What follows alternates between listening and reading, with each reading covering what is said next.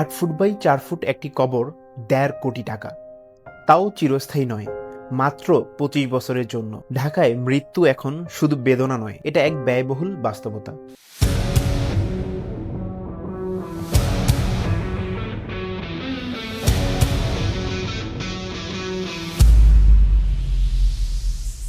রাজধানী ঢাকায় কবর সংকট বাড়ছেই। ঢাকার ২টি সিটি কর্পোরেশনের আওতায় কবরস্থান রয়েছে মাত্র ৯টি।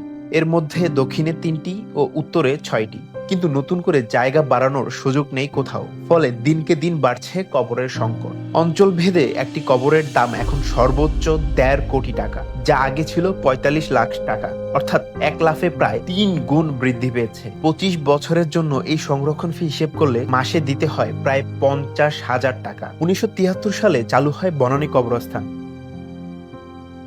বনানী কবরস্থানে রয়েছে প্রায় ২২,০০০ কবর। একসময় ১৫ বছরের জন্য সংরক্ষণ ফি ছিল ২৪ লাখ টাকা, এখন তা বেড়ে দাঁড়িয়েছে ১ কোটি টাকা। আর ২৫ বছরের জন্য ৪৫ লাখ টাকা থেকে বেড়ে দাঁড়িয়েছে ১.৫ কোটি টাকায়।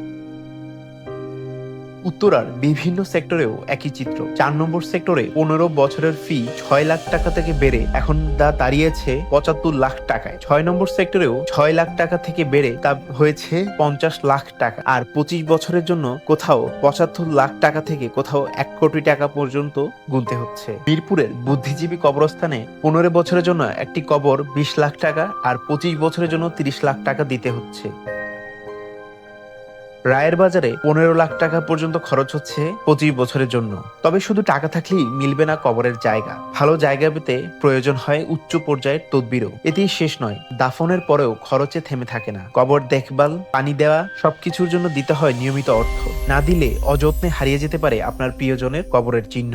সিটি কর্পোরেশন বলছে, অনেক পরিবার দীর্ঘদিন কবর সংরক্ষণ করতে চাওয়ায় নতুন দাফনের জায়গা সংকুচিত হচ্ছে। এই সংকট সামাল দিতেই বাড়ানো হয়েছে সংরক্ষণ ফি। কিন্তু প্রশ্ন থেকেই যায়, মৃত্যুর পরও কি জায়গা পেতে হবে প্রতিযোগিতায়? এবং এই বাড়তি খরচ মানুষের জন্য কতটা যৌক্তিক? জীবনের শেষ ঠিকানাও যখন হয়ে ওঠে ব্যয়বহুল, তখন তা শুধু একটি অর্থনৈতিক বিষয় নয়, বরং একটি সামাজিক বাস্তবতা। কবর সংকট ও ব্যয় এখন বড় প্রশ্ন হয়ে দাঁড়িয়েছে নগর পরিকল্পনায়।